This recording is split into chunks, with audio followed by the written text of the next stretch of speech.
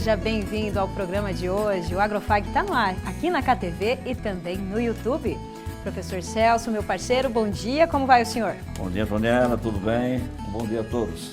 Acompanhe só o que vem por aí.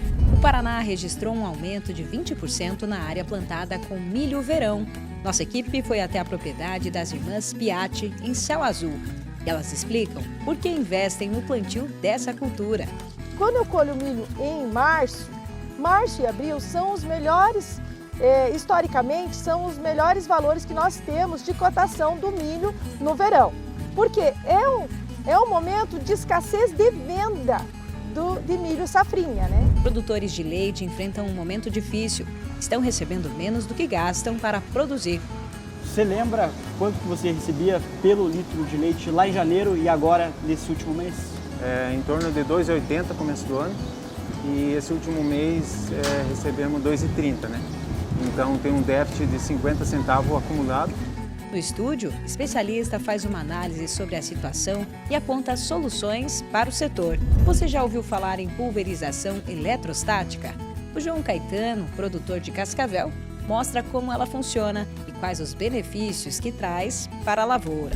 A Isa vai falar sobre o cultivo protegido de tomates e vai ter mais dicas de plantas para o jardim.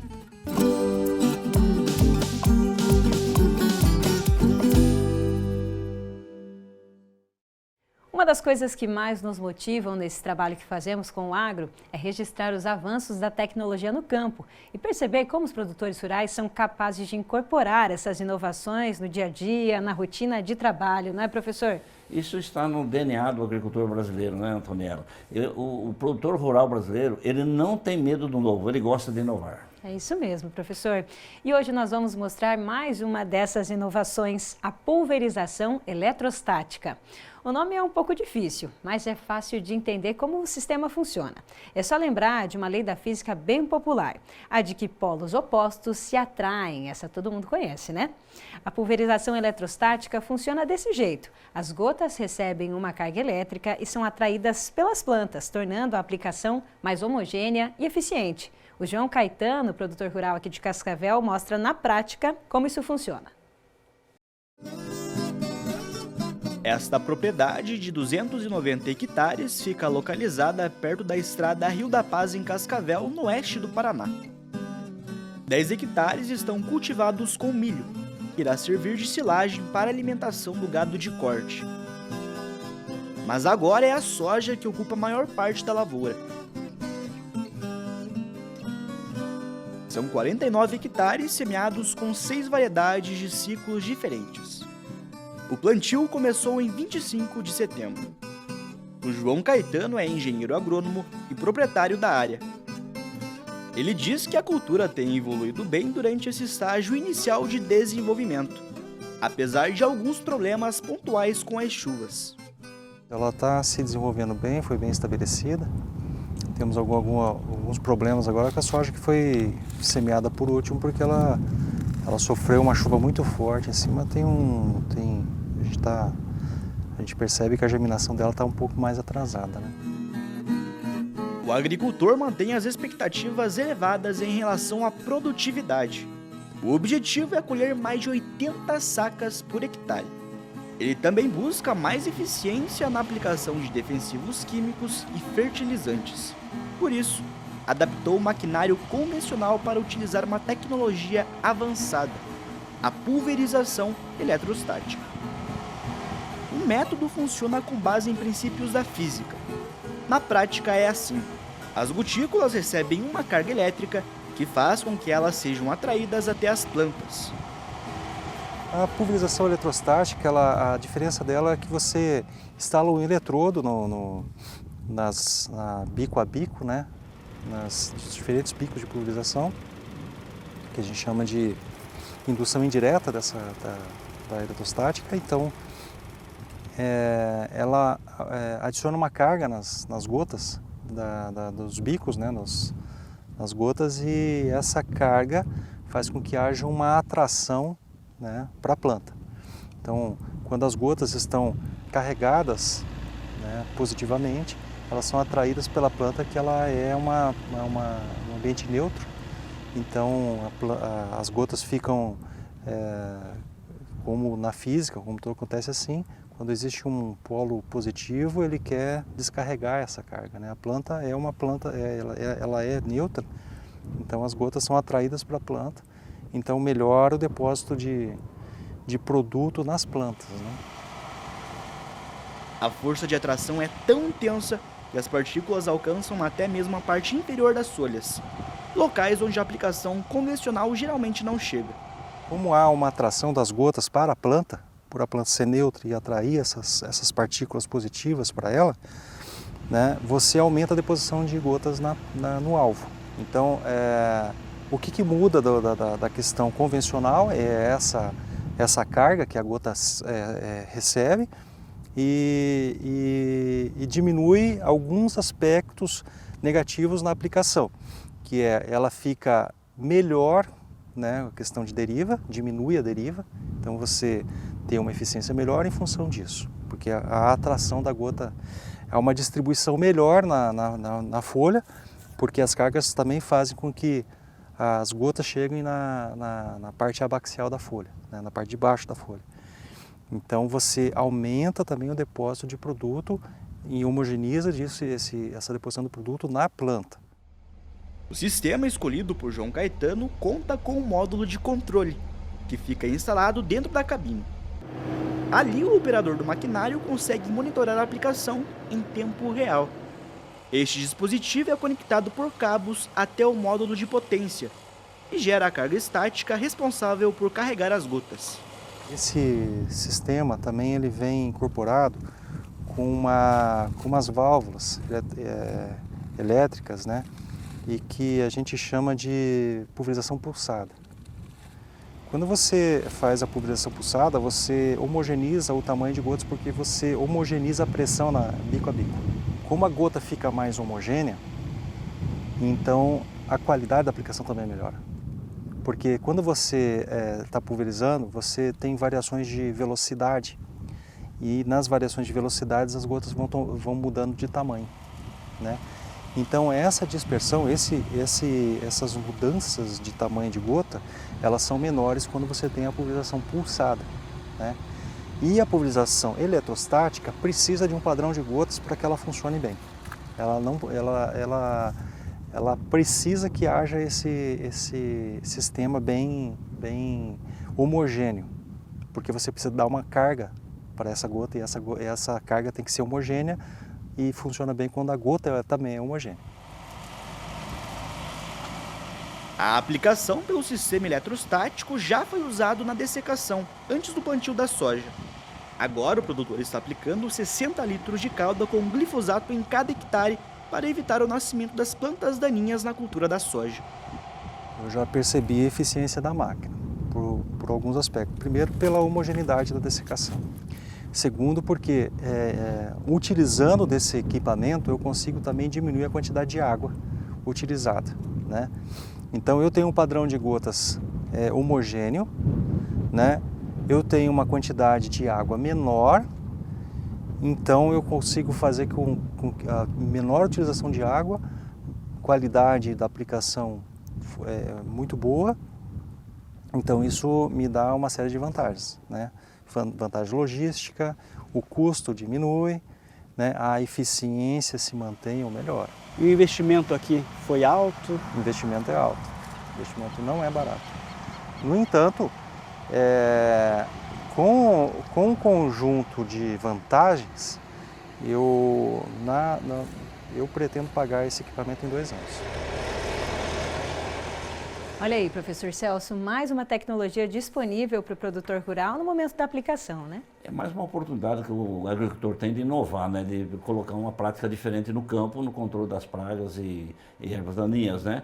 E isso daí traduz em sustentabilidade, redução de calda, redução de economia de custos, né? E é uma aplicação bem técnica, né? Exatamente, isso mesmo. O estado do Paraná tem registrado nos últimos anos uma diminuição na área plantada com milho primeira safra, também conhecido como milho verão. Mas esse ano está sendo diferente, a área aumentou em 20%. Nós visitamos uma propriedade em Céu Azul, onde uma dupla de agricultoras nunca abriu mão de cultivar o cereal nessa época. São as irmãs Piatti. O objetivo delas é realizar a rotação de culturas e também aproveitar o preço melhor do milho na hora da colheita, lá em fevereiro.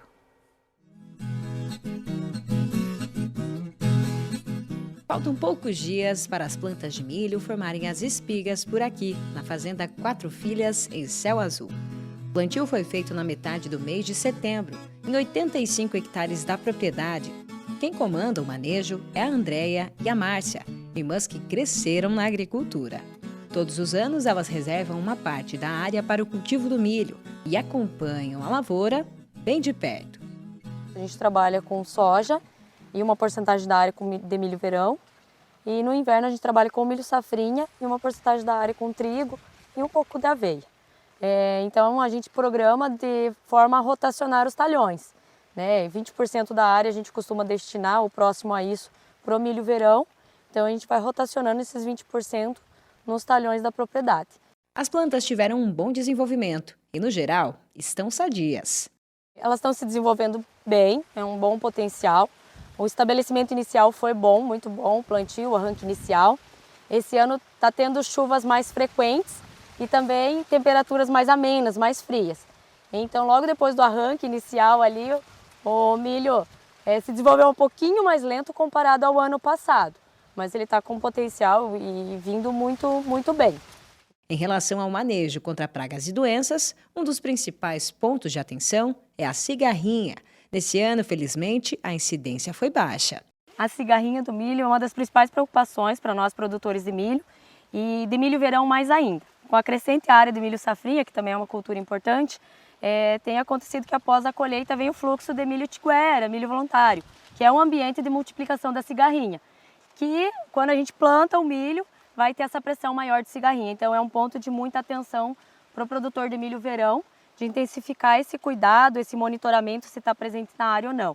Na nossa lavoura foi relativamente tranquila esse ano, dentro da normalidade, mas a gente usou as ferramentas que tem disponível, que é a genética, a escolha do híbrido e os manejos com as aplicações.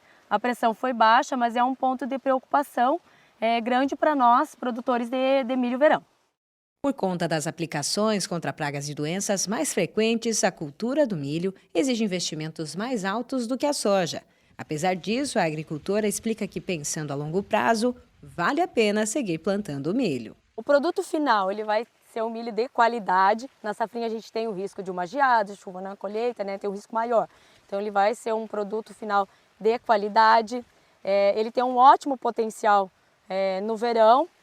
E também tem os benefícios que a gente fala, benefícios indiretos da gente estar trabalhando com milho, que quando eu coloco ele, eu rotaciono herbicidas, por exemplo, então isso me ajuda no controle de plantas daninhas, enquanto na soja a gente trabalha o pós muito com glifosato, no milho também poderia, mas daí a gente tem a opção de trabalhar outros herbicidas que não trabalham no soja. Então isso ajuda no manejo geral de plantas daninhas, palhada, o milho, ele nos dá uma boa palhada e uma boa cobertura, raiz, sistema radicular, questão de compactação. Então é todo um manejo assim, integrado, que o milho é uma cultura que vem agregar muito na propriedade, Segundo informações do Departamento de Economia Rural da Secretaria de Agricultura do Estado do Paraná, o milho primeira safra teve um incremento de 20% na área em relação ao ano passado, de 281 mil para 337 mil hectares. Uma das razões para esse aumento é a questão da rentabilidade da cultura, em meses em que o milho está mais valorizado. E essa é uma das estratégias que as agricultoras utilizam para realizar a venda. Financeiramente, o milho nos dá um capital de giro muito bom. Como isso? Logo, quando eu colho o milho em março e abril são os melhores, historicamente, são os melhores valores que nós temos de cotação do milho no verão. Porque é um momento de escassez de venda de milho safrinha, Hoje nós estamos com um custo de 85 sacas por hectare, pensando que nós vamos, pretendemos vender esse milho a pelo menos R$60. E uma expectativa, já se baseando em resultados anteriores e também pensando no investimento que a gente colocou, de 200 sacas por hectare de produtividade desse milho nessa área, né? Tendo um resultado final, né, um lucro, né, de 115 sacas por hectare. O trabalho projetado pelas irmãs daqui em diante é seguir adotando a rotação de cultivos na lavoura, pensando sempre na qualidade do sistema de produção. O solo é o nosso maior tesouro como produtor rural, como agricultor. E isso foi passado de geração em geração em nossa família, né? Cuidar do solo, ter um solo estruturado. E para você ter um solo estruturado, você tem que ter boas práticas. Você tem que trabalhar corretamente com o plantio direto, né? E o plantio direto requer a rotação de cultura. Por isso a nossa prática de ter o milho verão na nossa propriedade em pelo menos 20% da área nessa safra de verão.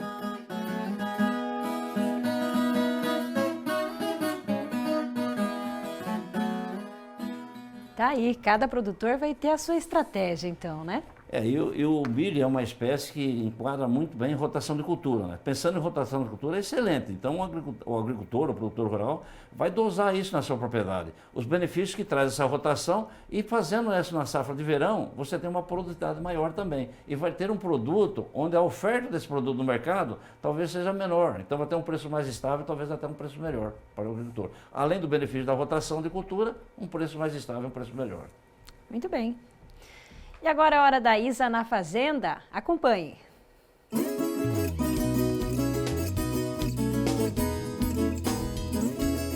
O tomate é uma das hortaliças mais produzidas e consumidas no Brasil.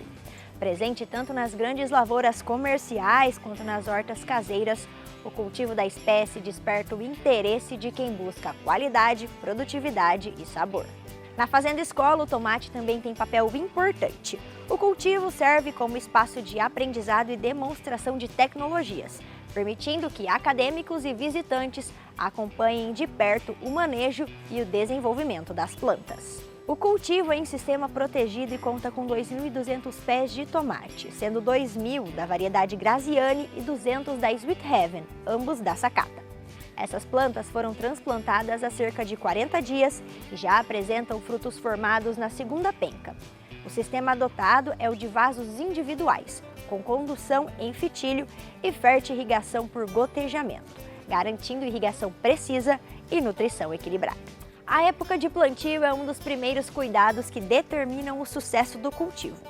Em áreas abertas, o plantio deve ser feito em períodos de climas mais ameno, evitando o excesso de chuvas, que favorece doenças e afeta a qualidade dos frutos.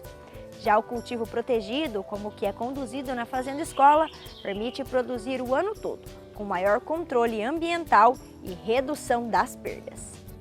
A escolha da cultivar também influencia diretamente na produtividade e na adaptação ao sistema de cultivo. O tomate Graziani se destaca pelo porte vigoroso e frutos firmes, voltados ao mercado de mesa, enquanto o Sweet Heaven tipo cereja apresenta sabor adocicado e ótima aceitação no consumo fresco. A diversidade de variedades permite atender diferentes demandas do mercado e explorar nichos de maior valor agregado. Outro ponto essencial no manejo é o controle de doenças. Problemas como pinta preta, requeima e mancha bacteriana podem comprometer toda a lavoura se não houver monitoramento constante. O ambiente protegido, a boa ventilação e o uso de mudas sadias ajudam a reduzir a incidência desses agentes. Além disso, a poda e a condução vertical das plantas favorecem a circulação de ar e melhoram a exposição dos frutos à luz solar, contribuindo para maior qualidade e uniformidade.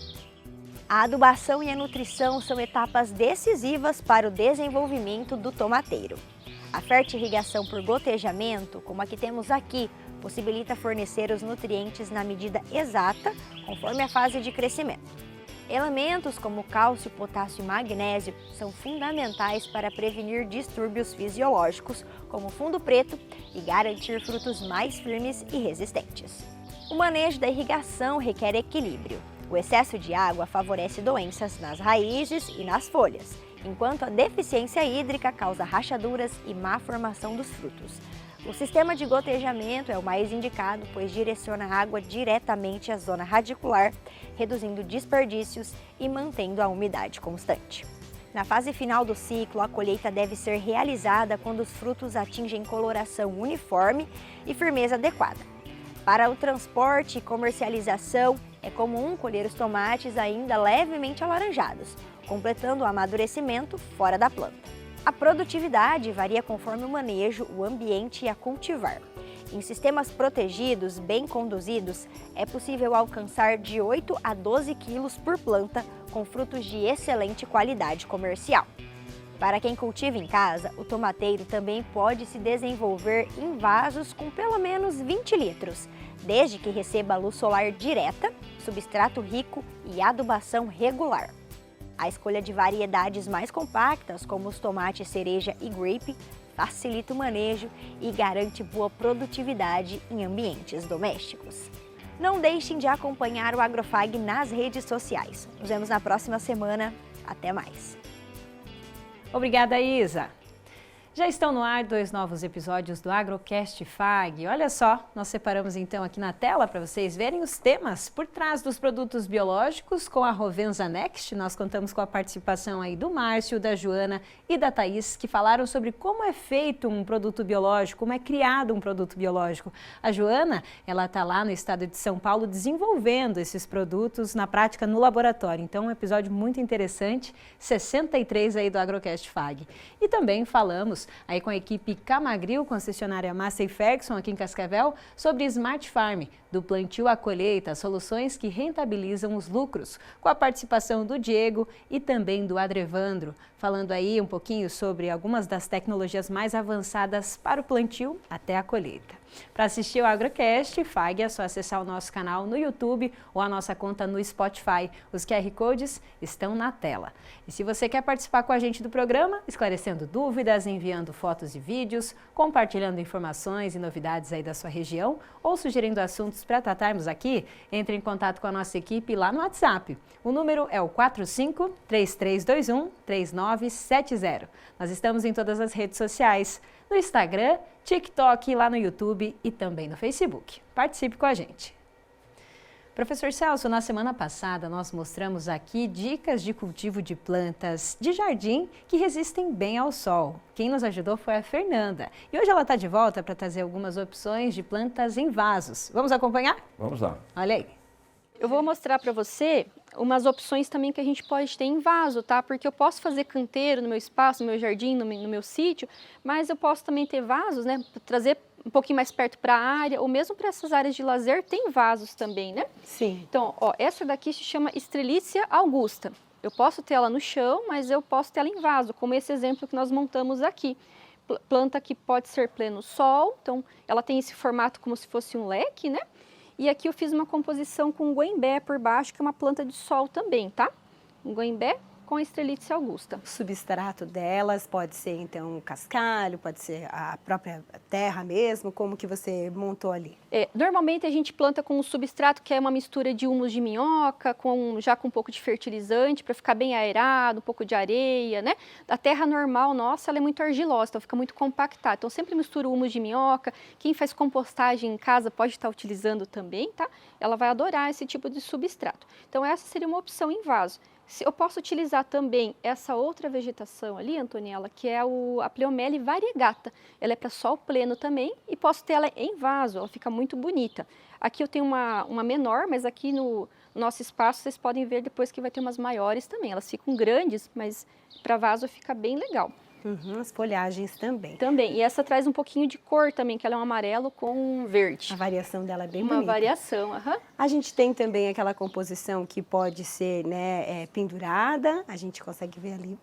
Ah, sim, aqui nós temos uma opção de planta pleno sol, aspargo alfinete, que tem essa folha fininha, até por isso do nome, né, alfinete, que é uma opção muito legal, resistente para pleno sol. E eu posso usar ela pendurada num vasinho, né, na varanda, posso usar em painel vertical, né, então usar ela em jardim vertical, uma opção bem legal, acabamento para vaso, porque ela tem essa tendência, ó, de ficar as folhas... Ela vai descer aqui. Vai descendo, conforme ela vai pesando as folhas e crescendo, né, ela vai ficando mais comprida e descendo. Linda. Aspargo alfinete, outra opção alfinete. Bem legal.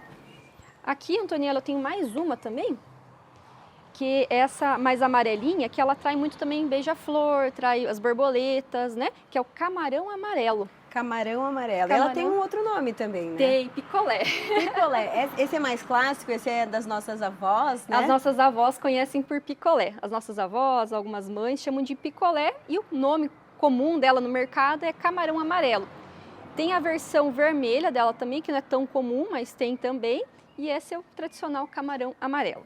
Eu vi que você até gerou alguns conteúdos lá no seu Instagram, né? Mostrando, ela atrai mesmo o beija-flor. Atrai mesmo beija-flor. Essa semana a gente teve um espetáculo aí de uma duplinha passeando aqui por causa dessas nossas flores no espaço. Que lindo, muito legal. E temos a opção também dessa que chama muita atenção por essa folhagem dela. É quase que um formato aí de estrela, né? Que linda. É Era? A Era, exatamente. Ó, a Antoniela tá ligada nos nomes. Essa aqui é a Era. Ela é uma planta também pendente, ela gosta mais de meia sombra. Então, aquele espacinho da sua área que pega um sol de manhã ou solzinho de tarde ou perto de uma árvore, ela vai se adaptar muito bem. Pode ser assim, ó, acabamento em vaso, né? Ou pendurada na parede, ou ainda pendurada por ganchinho, né? A gente consegue ter ela assim. Aqui eu fiz essa composição da Era com essa verde que chama Pleomele fita. Tá? É parente daquela com a listrinha, são primas. Essa meia sombra também? Também para meia sombra. No sol pleno ela acaba dando uma sentida, fica um pouquinho mais amareladinha a folha, é mais ideal para meia sombra. Mas fica uma composição bem elegante, bem diferente para o espaço. Lindo demais. E a gente consegue perceber, né, Fernanda? Tem alguns vasos que são aí, né, em barro, outros que eles são, né, em plástico. Você vai determinar conforme a tua área ali o que você quer. Aqui você tem algumas opções, mas também vai muito do que a pessoa pretende montar ali no espaço. Exatamente, depende muito do que a pessoa quer transmitir, do gosto pessoal. Tem gente que prefere trabalhar com barro, tem gente que prefere plástico. Então vai muito ali do que a pessoa já tem no espaço, do que ela gosta mais. E as cores também são muito variadas, né? Sim, mas que vai deixar aquele cantinho aconchegante, né? Vai trazer ainda mais beleza natural agora para receber aquela visita, para curtir, né, no lado externo ali da casa, da propriedade. E aí, para a gente encerrar, eu acho que é muito curioso a gente mostrar também aquela que está ali, que você comentou que ela pode ser usada nessa meia sombra ou num espaço um pouquinho mais fechado, para a gente encerrar, então? Ah, sim, o Ficus elástica, né? Que eu comentei que é uma planta exótica e que a gente nunca deve plantar ela no chão, né? Então, pessoal de casa, fica a dica. Se tiver Ficus elástica em casa, que são essa espécie aqui, né? Não plantar ela no chão, tá? Porque ela vira uma invasora, ela tem um crescimento muito agressivo, não é nossa nativa nem nada, então é melhor plantar sempre em vaso. Ela é linda. É linda. Mas precisa ser ali bem controlada no vaso, para que ela não vire invasora. Exatamente, no vaso.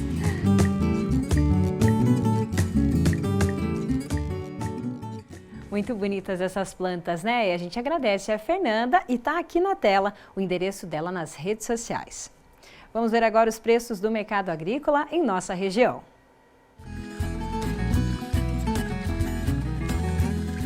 A saca da soja em Cascavel, nessa semana, R$ 121,00. A saca do milho, R$ 53,00. E a saca do trigo, R$ 64,00. Depois do intervalo, você vai ver produtores de leite enfrentam um momento difícil. Eles estão recebendo menos do que gastam para produzir e o prejuízo se arrasta desde o início do ano. O que fazer para resolver a crise? É isso que o Agrofag vai mostrar no próximo bloco.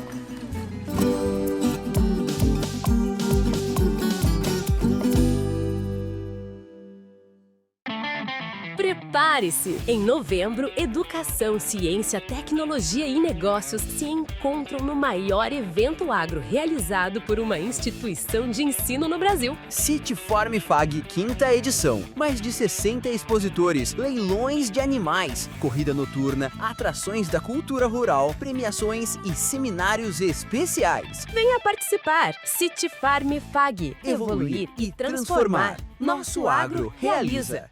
Vestibular agendado Centro FAG. Ingresso imediato para todos os cursos via segunda graduação, vestibular agendado, prova online ou nota do Enem. Inscreva-se e aproveite o desconto especial de primeira mensalidade. Passaporte 40+ exclusivo FAG. Acima dos 40 anos, sua idade é convertida em desconto na mensalidade. E o passaporte é válido até o final do curso. fag.edu.br/agendado. Centro Universitário FAG. Aqui você realiza.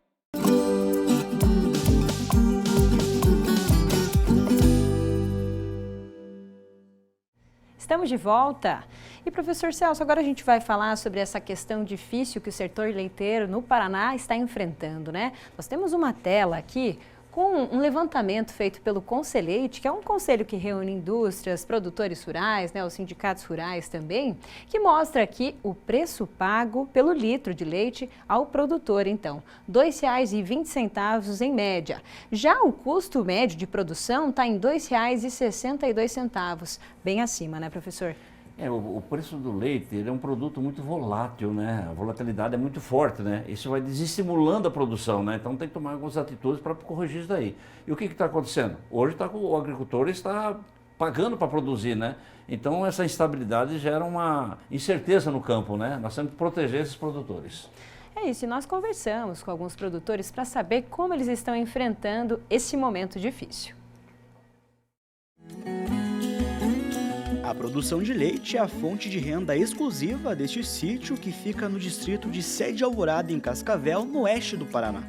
A área tem 24 hectares e comporta 110 vacas da raça holandesa. 55 delas estão em lactação e rendem em média 1.800 litros de leite por dia. O Adriano é o dono da propriedade e vive aqui desde que nasceu. No dia a dia, ele divide as tarefas diárias com os pais e um funcionário. Hoje temos um funcionário, né? Por conta da demanda do serviço da vaca de leite, que é muito exigido, né? É muito serviço e são todos os dias, são uma rotina diária que você não pode deixar um dia sem fazer algo, né? Então, são 4 pessoas, né? Meu pai e minha mãe, e eu e um funcionário que ajuda aqui na atividade. O trato é feito 3 vezes ao dia. É de manhã após a ordenha, de meio-dia e à tardinha após a ordenha. É feito 2 ordenhas ao dia, às 5 da manhã e às 5 da tarde. E durante o dia é feita a limpeza do barracão, é fornecido alimento aos animais jovens que estão em crescimento, que vão virar vaca, é feita manutenção de equipamentos, cercas, o que tem a ser feito na propriedade é praticamente das 5 da manhã às 6, 7 da noite, atividade quase ininterrupta. Todos os dias? Todos os dias, independente de feriado ou não. Há 15 anos, Adriano assumiu a gestão da propriedade e desde então ampliou os investimentos em infraestrutura. Adriano, você estava me explicando então que nos últimos 10 anos vocês têm feito investimentos aqui na propriedade, né? Sim, foi feito, em 2010 foi feita a construção do fosso e a pista de trato, que seria a alimentação dos animais, né?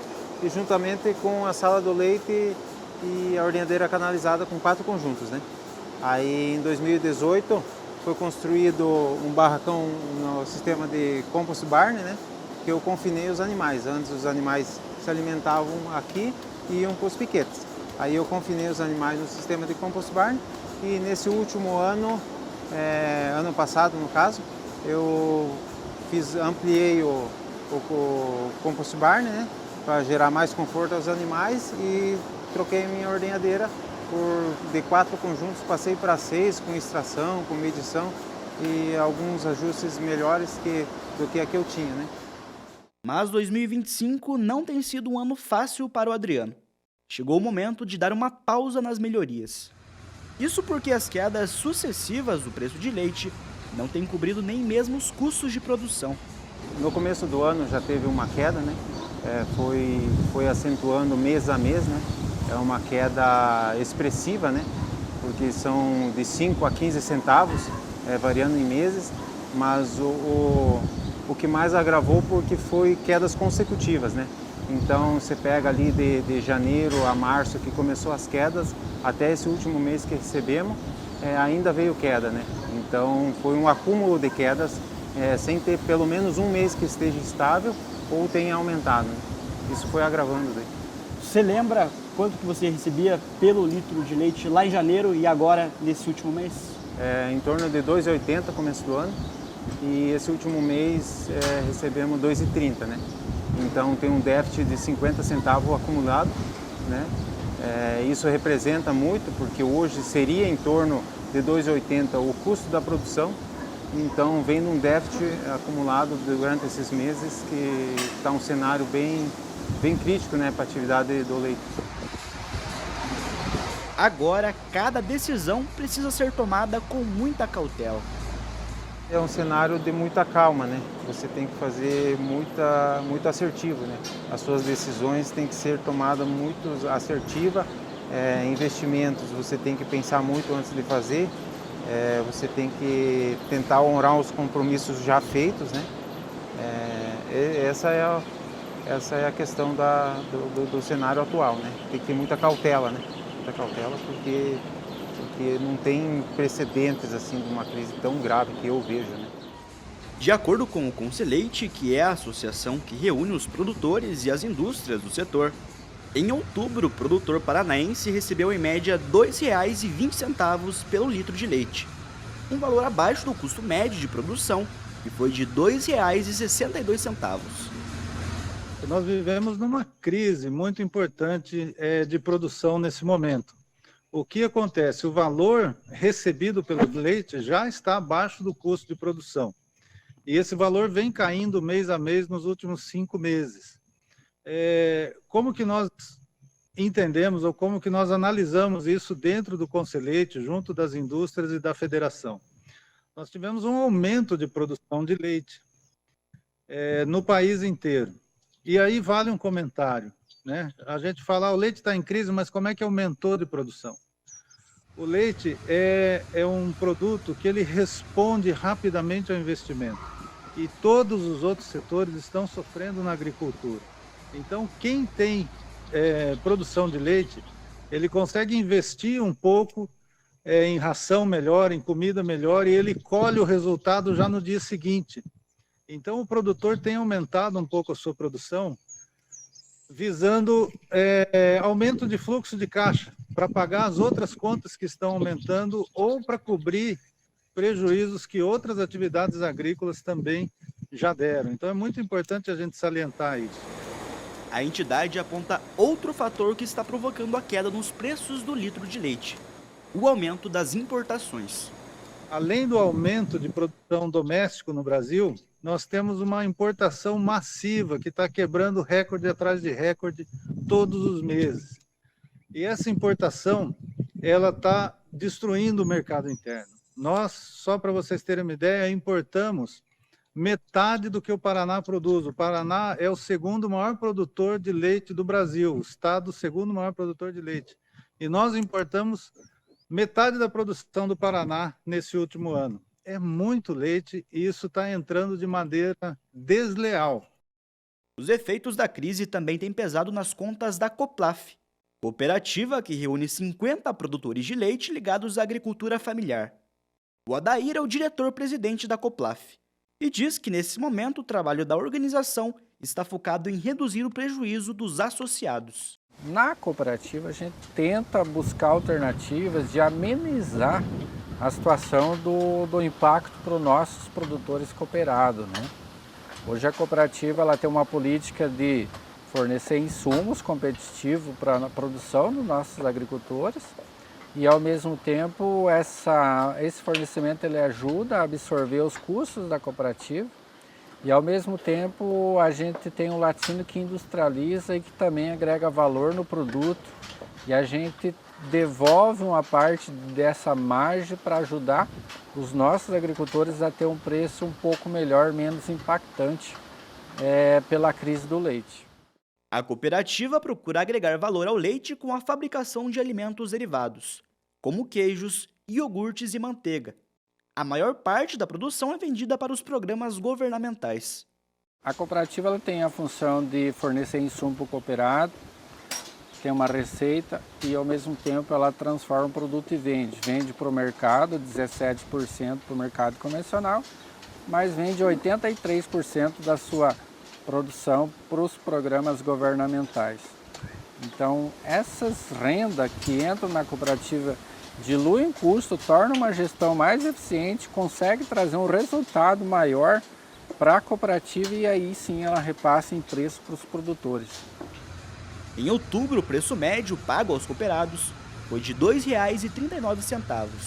A Daíra avalia que esse valor tem sido suficiente, pelo menos, para cobrir o custo de produção. Depende do processo, a forma de produção de cada produtor, né? Cada um tem o seu custo, né? Cada um sabe exatamente o quanto gasta, mas a gente mensura que sim, que hoje o preço que a gente paga, ele está cobrindo pelo menos o custo de produção para que o nosso cooperado não fique no prejuízo. O diretor da cooperativa, que também é produtor de leite, acredita que o setor precisa cobrar dos governos ações para proteger a atividade leiteira, entre elas a regulagem das importações e do preço ao consumidor final.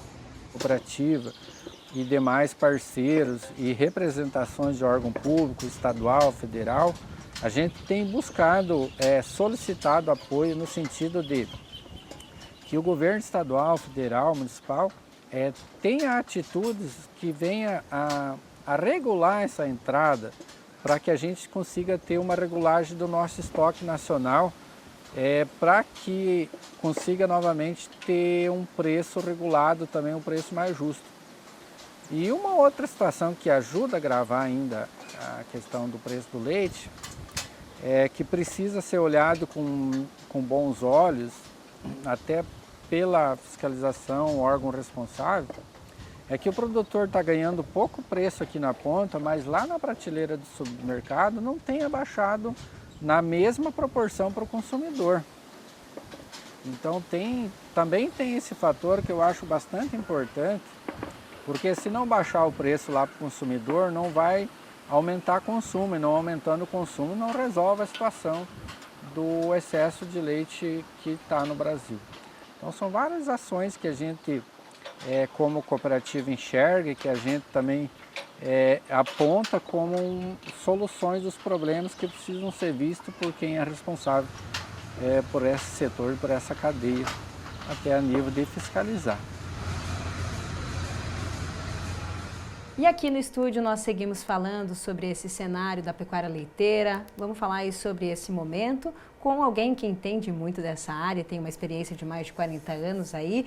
Manuel Mendonça, membro da Câmara Técnica do Conselheite em Cascavel. Seja muito bem-vindo, bom dia. Bom dia. Nós vamos ter aqui essa conversa para falar desse contexto todo. O professor Celso também vai me ajudar aqui nas perguntas, né, professor? E já podemos começar conversando aqui com o Manuel sobre a questão do cenário. Realmente esse custo de produção mais elevado está tornando a atividade um pouco mais difícil. Como é que você tem visto tudo isso? Hoje o produtor está tendo muita dificuldade. Ele está recebendo menos do que está custando o leite dele. Os trabalhos do Conselheite, e foram trabalhos da Câmara Técnica do Conselheite, demonstraram que o custo hoje de produção está em torno de R$ 2,62, R$ 2,65. E a gente vê que hoje praticamente não tem ninguém pagando esse preço no mercado. Hoje os preços estão bem abaixo. Como parte desse custo é um custo que não é tão visto, então simplesmente paga o custo operacional, o produtor vai vivendo do custo operacional só do leite, pagando esse custo operacional. Mas a médio prazo a consequência é grave. A médio prazo ele perde a capacidade de reinvestir na propriedade, perde a capacidade de fazer a manutenção dos seus equipamentos e vai abandonar o leite. E isso é muito grave, principalmente para o pequeno produtor. O pequeno produtor vai ter muita dificuldade. Tem que honrar compromissos e não consegue honrar esse compromisso. E nesse sentido, o próprio presidente da Conselheite, Eduardo, traz que apesar desse cenário difícil, os produtores estão retomando aí o leite por conta desse fluxo de caixa, por conta desse preço recebido, né, a curto prazo, pensando, né, na agricultura que demora uma safra aí. Ainda assim, o jeito é ter esse controle da gestão financeira na ponta da caneta. Como é que é? Você teria que ter. Eu acho que isso ainda é uma parte crítica nas propriedades. Falta muita propriedade fazer esse controle financeiro. para você poder localizar onde exatamente está o teu problema, o que você pode melhorar. Sem você diagnosticar tudo isso, não tem como melhorar. Então precisa realmente diagnosticar. Agora, o leite tem uma parte, quer dizer, quando você mexe na alimentação, você tem uma resposta rápida. Mas você, para fazer uma novilha produzir leite, você vai levar anos. Então, muitas vezes você está se preparando para produzir leite num cenário altamente positivo e na hora que o leite chega, o cenário já não está tão positivo. E você está com a novilha em casa para isso. Então, teria algumas coisas que você tem que tomar cuidado de curtíssimo prazo, coisas que você teria que fazer já, e algumas coisas que você tem que planejar para daqui a 2, 4, 10 anos. Né? Então, não dá para ser tudo, achar que tudo vai se resolver esse mês. O leite tem uma parte que é a curto prazo e tem uma parte que é a médio e longo prazo. Manuel, nós estamos com a crise aí, né? Está chegando aí, batendo em todo mundo, né? Essa crise, ela é pela importação, gostaria só de senhor dessa posição, né? Pela importação ou por uma eficiência de produção maior nossa? Eu acho assim, primeira coisa, primeiro ponto da crise, esse leite está barato por falta de demanda interna. Tá? É a nossa população que está com baixa capacidade de comprar, de ir no mercado e pagar por isso. Então, infelizmente, o leite fluido tem esse problema. E os queijos, então, mais ainda. Os queijos, se a população está sem dinheiro, ela não compra queijo, porque o queijo tem um peso grande. E deixa de ir 2 vezes na pizzaria por mês, vai uma vez só. E a pizzaria é o maior consumidor de queijo. Né? Então, esse é um ponto. A eficiência, eu acho que deveria ser, e isso está sendo visto, o Conselheiro está estudando isso, e tem outros órgãos que estão trabalhando nisso, a eficiência da cadeia toda tem que ser revista. A importação, num momento como esse, se torna terrível, porque no momento em que você já tem um excesso de produto, você ainda tem mais produto entrando, mas está entrando porque os outros estão sendo mais eficientes do que nós, de alguma forma. Então, a gente teria que trabalhar toda a nossa cadeia de forma que a gente ficasse mais eficiente, que a gente conseguisse barrar por qualidade e por custo o que está entrando de fora. O que fazer, então, para o pequeno agricultor, aquele agricultor familiar, ficar na propriedade, ficar na produção do leite, não sair dessa atividade? O que o senhor pensa, o que o senhor imagina que pode ser feito para poder solucionar parte do problema dele, vamos dizer assim? Ele tem que trabalhar forte na gestão, ele tem que saber, e isso hoje a gente tem N ferramentas, e a assistência técnica pode dar para ele essas ferramentas de gestão. Ele tem que saber os custos dele, onde é que estão, e o que está apertando ele. Ele tem que buscar uma escala em que ele consiga fazer um revezamento e que ele tire a folga dele, a mulher dele tire a folga dele, que ele tenha uma remuneração justa. Ele não pode ser escravo da atividade, ele tem que viver bem dessa atividade, porque aí sim você perpetua a atividade no campo. Se ele for um escravo da atividade, a atividade está condenada. Então, a partir disso, e ele pensar em agregar valor à produção dele, buscar produção de queijos artesanais, produção de coisas que complemente a renda dele dentro da propriedade. Mas a chave é essa, é ele poder ter um tamanho em que ele possa tirar folga e que a mulher dele possa tirar folga e que ele tenha uma vida digna na propriedade. A sobrevivência dessas pessoas que estão mexendo com produção de leite, tanto o pequeno como o grande, quem que, vamos dizer, vai sobreviver? Você acha que é o grande, o pequeno ou a eficiência do trabalho que vai determinar isso aí? O eficiente vai sobreviver. O tamanho não interessa. O tamanho não interessa. O grande pode fechar as portas. O grande também fecha as portas. E quando fecha, é feio. É que é um trabalho árduo, né? Você trabalha 365 dias por ano, né? Sem férias, sem folga, então você tem que ter uma remuneração realmente adequada para você. Acabou de falar, né? Dar folga para a família, né? Agora, nós tínhamos uma sazonalidade muito forte na produção de leite. Uma hora você produzia muito, produzia baixo. Hoje está mais equilibrado isso. Isso não está levando à crise também? O produtor vai ter que se adaptar. Essa sazonalidade existia e para a nossa região, para a região sul, trazia um benefício muito grande, porque o preço do leite ficava alto no inverno E a gente no inverno tem uma facilidade muito grande de produzir leite, porque a gente tem domínio das pastagens de inverno, a gente tem a aveia, o azevém, que produzem muito bem e que produzem muito leite, que trazem muito leite. Então, com o aumento da produção, primeiro, nós passamos a ter um peso muito importante na produção brasileira. Os 3 estados do sul hoje representam muito leite, representam praticamente 50% do leite da produção de leite. E a região de Minas Gerais e de São Paulo passou a confinar os animais, a produzir silagem e a diminuir essa sazonalidade. Então a gente passou a ter uma tendência de produção pelo ano inteiro. Então o nosso produtor aqui, o produtor da região sul, vai ter que novamente se adequar, porque ele tinha se especializado em produzir mais leite no inverno, se adequar a produzir leite pelo ano inteiro, porque ele tem conta para pagar o ano inteiro. Manuel, em relação agora a essa dificuldade que a gente enfrenta e que é uma realidade da questão do dumping, né? Que é essa importação de produtos com um preço menor, né? Que se torna mais competitivo o leite de países como Argentina e Uruguai em relação ao nosso preço aqui. E o governo do estado do Paraná entrou com essa medida no dia 5 desse mês, barrando essa importação do leite em pó para ser reconstituído aqui. E como é que vocês enxergam essa medida? Essa pode ser aí uma medida de fôlego aos produtores? Como é que você enxerga? Eu acho que ajuda, sim. Eu acho que é importante a gente ter o Estado do nosso lado também, o Estado ajudando também. Não é só o Estado, mas o Estado tem que estar junto, o Estado tem que fazer isso também. A importação de leite em pó é uma das preocupações.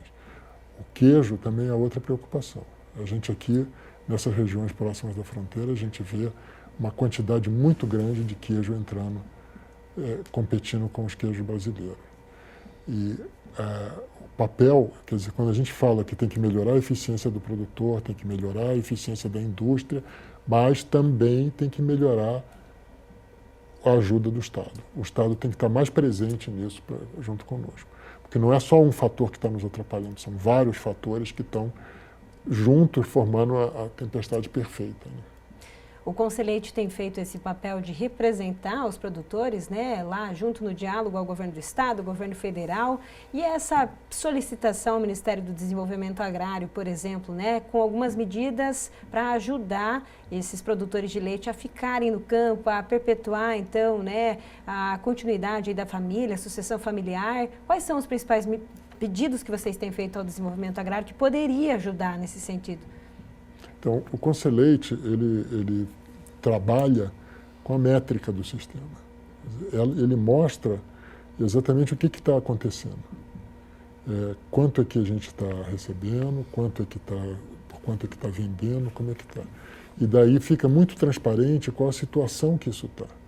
E a partir daí, o contato dos Conselheiros, porque hoje não é só o Conselheiro do Paraná, a partir do Conselheiro do Paraná já se criaram mais conselheiros, então tem de Santa Catarina, tem do Rio Grande do Sul, tem do Mato Grosso, tem de Minas Gerais, né? E agora talvez tenha do Ceará, está se preparando.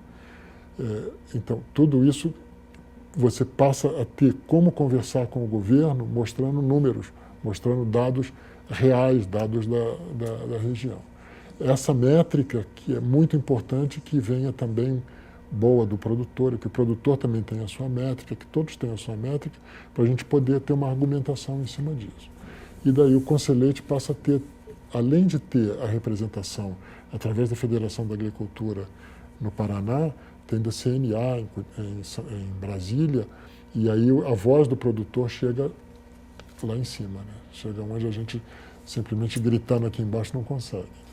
Uma das medidas pode ser, por exemplo, essa flexibilidade no investimento, no recurso financeiro para o produtor ter um tempo maior para pagar os investimentos?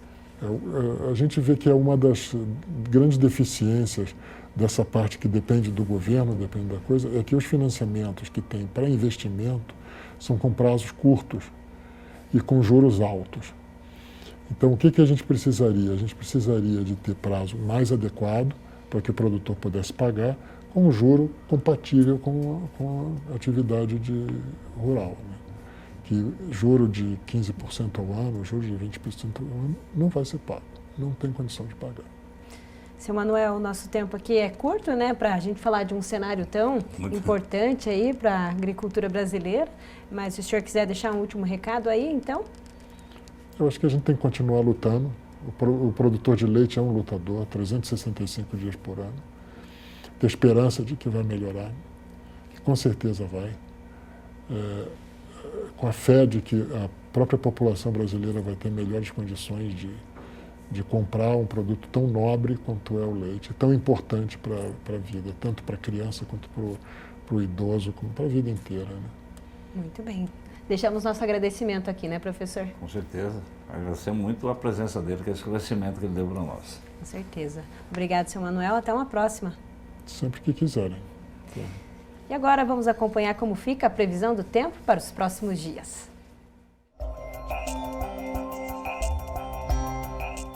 Após vários dias de chuva no Paraná, o tempo fechado continua. O CIMEPAR mostra que uma nova frente fria avança pelo sul do Brasil com chances de formação de temporais. Em Cascavel, o domingo pode contar com 24 milímetros de chuva. As temperaturas variam entre 18 e 24 graus.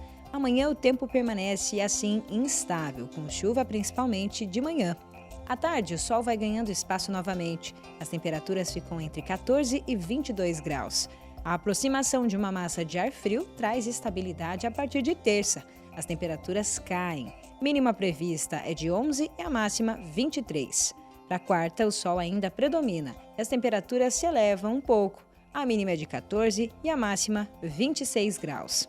O domingo em Guaíra contará com chuva. Tem indicação de 21 milímetros hoje. Os termômetros podem variar dos 21 aos 28 graus. Amanhã continua chovendo nas primeiras horas do dia e as temperaturas podem oscilar dos 18 aos 25 graus. Na terça, o tempo fica ensolarado e as temperaturas entre 14 e 25 graus. O tempo segue fresquinho na quarta, com mínima de 16 e máxima de 28, com sol na cidade. Tem chuva também em Foz do Iguaçu hoje, com 31 milímetros de precipitação esperados. A mínima é de 21 e a máxima não passa dos 26. Mas amanhã a chuva vai perdendo a força e o céu claro ganha espaço ao longo do dia. Os termômetros ficam entre 17 e 24 graus. Na terça cai ainda mais e a sensação térmica fica gelada, mínima de 13 e máxima de 25. Na quarta-feira, segundo o CIMEPAR, o sol permanece e as temperaturas oscilam entre 17 e 28 graus. Depois do intervalo, City Farm Fag. Faltam poucos dias. É já já.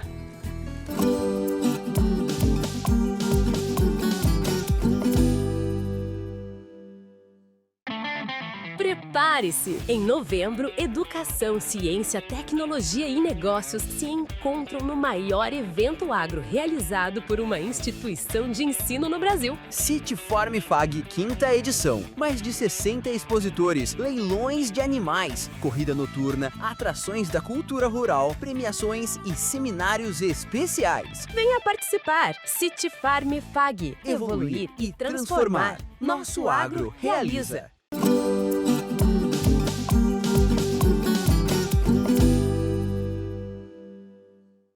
Falta pouco mais de uma semana para o início do City Farm Fag, o maior evento de pesquisa, inovação e negócios sobre o agro promovido por uma instituição de ensino no Brasil. Vão ser 3 dias com muitas atrações. Entre elas, o 2º seminário de bovinos de corte e de leite. E a gente tem aqui 2 vídeos convidando os produtores a participar. Confira. Olá pessoal, tudo bem? Eu sou Roberto Barcelos e gostaria de fazer um convite para vocês. No próximo dia 28 de novembro estarei aí em Cascavel para participar com vocês de um simpósio, 2º simpósio de bovinocultura, e estarei fazendo uma palestra no módulo de corte e outra palestra no módulo de leite, e faremos uma desossa ao vivo. Então nos vemos lá, um encontro muito bacana, vamos falar muito sobre tecnologia na produção animal. Abraço e até lá! Olá pessoal, aqui é o Antônio Carlos Chamarelli Júnior, gerente de produtos da Semex. Quero convidá-los para o 2º simpósio de corte que acontecerá dia 28 de novembro na cidade de Cascavel durante o City Farm Fag. Será um grande evento, muita informação, muita tecnologia voltada para os produtores, estudantes e pessoas interessadas em geral. Estarei lá com vocês dia 28 de novembro com a palestra Bifiondeiro, no segundo simpósio de corte em Cascavel. Lembrando que o City Farm será realizado nos dias 27, 28 e 29 de novembro.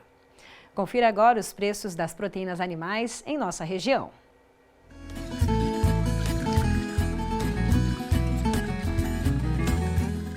A arroba do boi gordo, de acordo com o CPEA, R$ 321,85.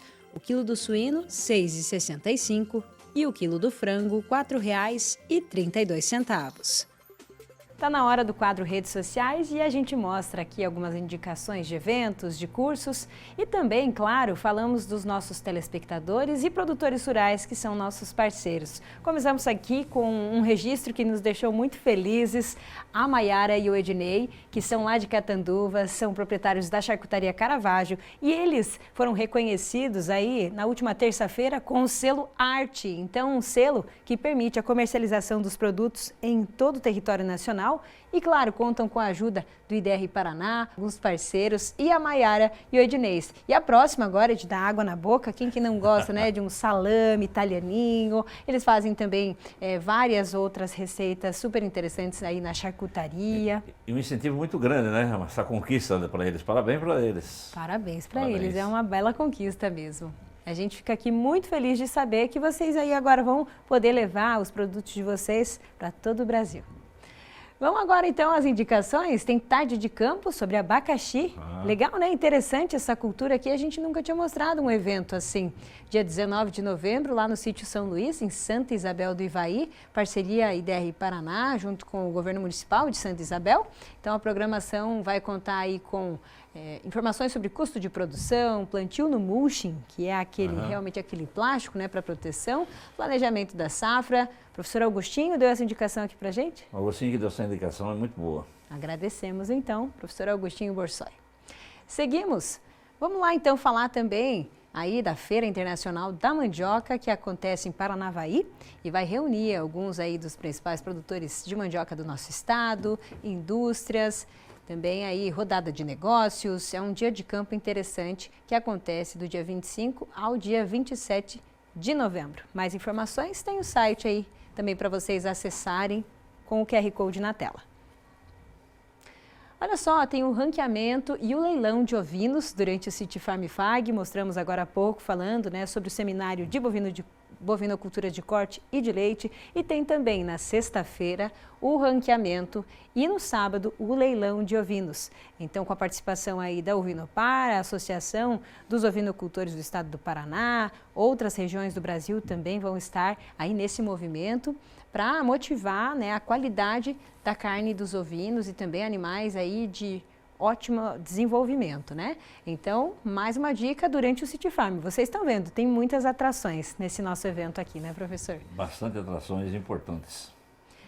E para a gente finalizar, temos também a indicação da pós em bioinsumos, né, produção, qualidade e aplicação. Em breve, né, as inscrições vão estar abertas para a turma de 2026. Então a gente já vai deixar o QR Code aqui, né, esse anúncio então que foi feito aí nos últimos dias e agora as inscrições realmente estão abertas. Para você acessar o site da pós-graduação, tem QR Code na tela ou ir direto lá no site da pós do Centro FAG. Com esse evento aqui, a gente encerra as nossas redes sociais, essa indicação de curso. Professor Celso, até o próximo domingo. Até o próximo domingo. Tchau, tchau, pessoal. Tchau, tchau, pessoal. A gente se vê semana que vem. Uma semana abençoada a todos. Até lá.